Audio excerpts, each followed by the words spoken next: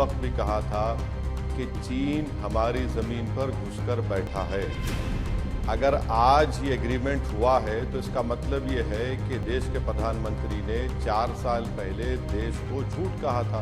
रूस के कजान शहर में ब्रिक्स समिट के इतर प्रधानमंत्री नरेंद्र मोदी और चीन के राष्ट्रपति शी जिनपिंग के बीच करीब 50 मिनट तक द्विपक्षीय मुलाकात हुई है।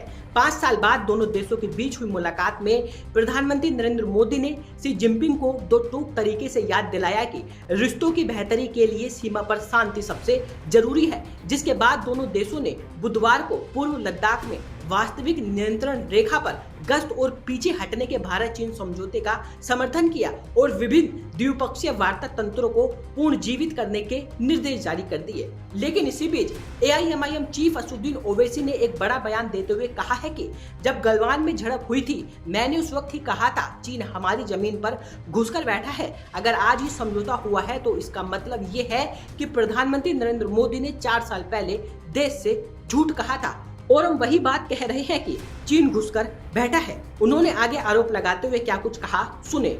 मैंने उस वक्त भी कहा था कि चीन हमारी जमीन पर घुसकर बैठा है।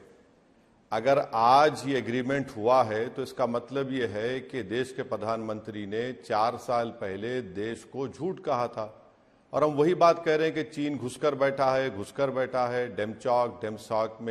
डेमसोंग में 2000 स्क्वायर किलोमीटर पर। अब ये जो एग्रीमेंट की बात हो रही है ये तो हम ना आपने देखा ना हमने देखा।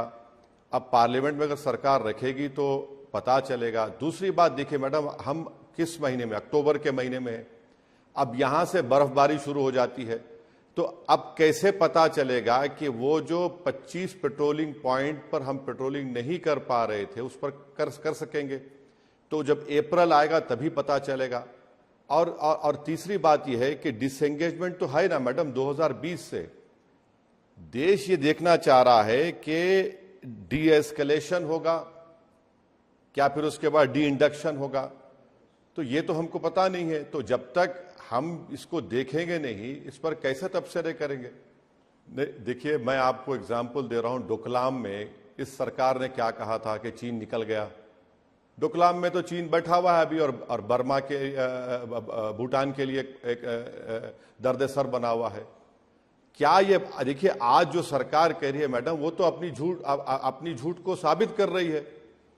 अगर आज आप कह रहे हैं कि 2020 से पहले का जो हमारा पेट्रोलिंग था होगा तो इसका मतलब चीन 2020 से घुस के बैठा है। रहा सवाल बफर जोन का, भाई बफर जोन कैसे हम देंगे चीन को? जहां पर हम पेट्रोलिंग कर रहे थे हम ये कह रहे हैं कि नहीं, हम पेट्रोलिंग से हम पीछे हटकर बफर जोन बना देंगे। और अक्टूबर में अब तो बर्फबारी होगी, कोई जाएगा नहीं वहां पर। हमारी 50,000 फौज वहां पर बैठी हुई है पिछले 4 साल से, तो क्या हमारी फौज आ जाएगी क्या वापस? ये जवाब सरकार को देना पड़ेगा। तो जब पार्लियामेंट शुरू होगा विंटर सेशन में हम तमाम लोग सरकार से पूछेंगे कि बताइए आपके क्या है। सरकार तो बात ही नहीं करना चाहती पार्लियामेंट में, इस बारे में डिबेट नहीं करवाना चाहती इस बारे में पिछले 4 साल से। मगर देश को हम याद दिलाना चाह रहे हैं कि प्रधानमंत्री का वो फेमस जुमला कि ना कोई घुसा है ना घुसेगा अब साबित हो चुका है कि चीन घुसकर बैठा हुआ था।